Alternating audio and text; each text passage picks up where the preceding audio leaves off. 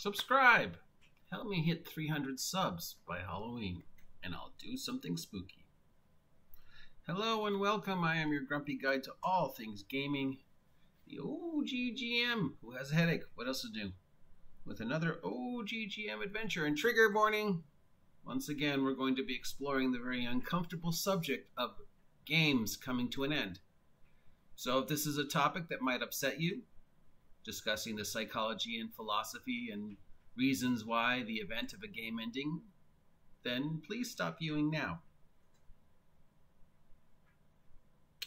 Okay, so welcome to another chapter of the long dark tea time of the RPG soul, or why games end. Today I want to address the idea of taking a break. And perhaps one of the reasons why games fall apart is because the players and the GM who have been invested and involved in this game at whatever level of investment and involvement there is, have been doing the exact same thing for a very long period of time. Week, month, year, 10 years. I was once in a game that lasted 15 years. And the reason why the 15-year-long game lasted is because every now and then the GM, TJ Storm, would stop running the main game and take a break. He would either start a backup campaign, or we would take a night or two off to just play Magic or just sit around and watch movies. But there were breaks. Sometimes the breaks would be, I'm going to run this offshoot game for 2 months, take a break, then we'll return to the main campaign. Did it work? At the time, I didn't think so, but now, hindsight being 2020, I realized that yes, the reason why that game remained constantly fresh was because the DM had breaks. And the only reason why I remain constantly fresh and constantly inspired is because I take breaks. After a very long period of time and a very bad ending, I took a break from running a games for about a year. I didn't do anything gaming related for almost a year. I didn't even go into the gaming store for a year. I did school, I did work, I dealt with physical and psychological health issues, I moved, I pursued other exits for my creativity like writing, and at the end of that year I went back to running and ended up running one of the most successful campaigns I've ever run.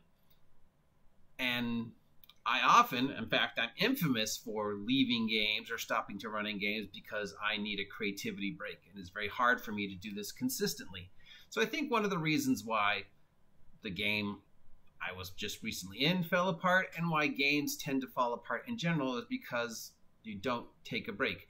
Every week you're seeing the exact same people. Twice a week you're seeing the exact same people at the exact same place doing the exact same thing, having the exact same response. The same bad jokes, the same yelling, the same screaming. That person is exactly the same that they were when you first met them. They're really not going to change, and really nothing you can do to change them. You can try if that's a topic you want to address, or you can ignore them, but face it, we are who we are.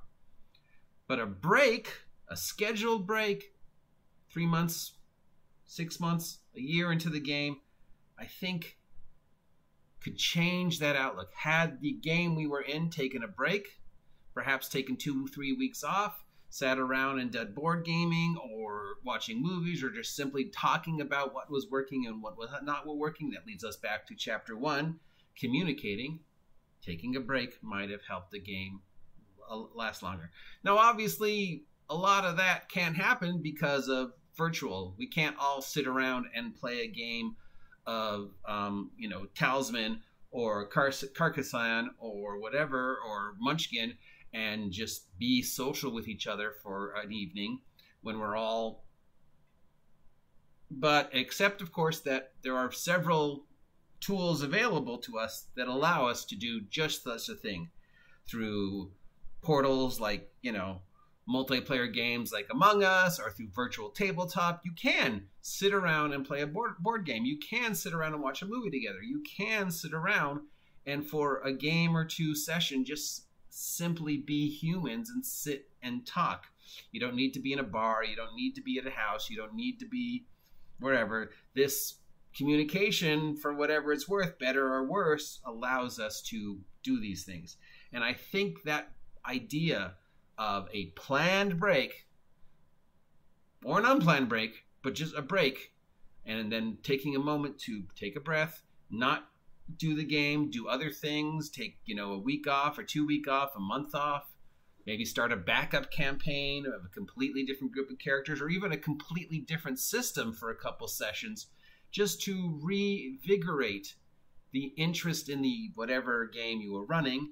Like going back to the example, TJ running D&D for 15 years straight, but every now and then we'd take a break and we'd play Marvel, or we'd play Stalking the Night Fantastic, or we'd play another game, or he'd start a backup game. He'd be like, okay, these characters are on hold.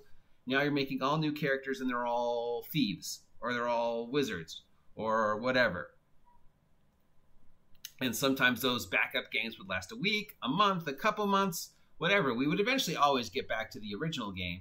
But just that idea of recharging the creativity, investing in something else, or like I said, in my personal experience, often taking weeks, months, or even in one time an entire year off from gaming and not doing anything related to gaming allows me to come back to the game completely recharged. Now I'm on a creativity break now. I'm not doing anything related to gaming other than these vlogs and my stupid Path of Exile Let's Plays.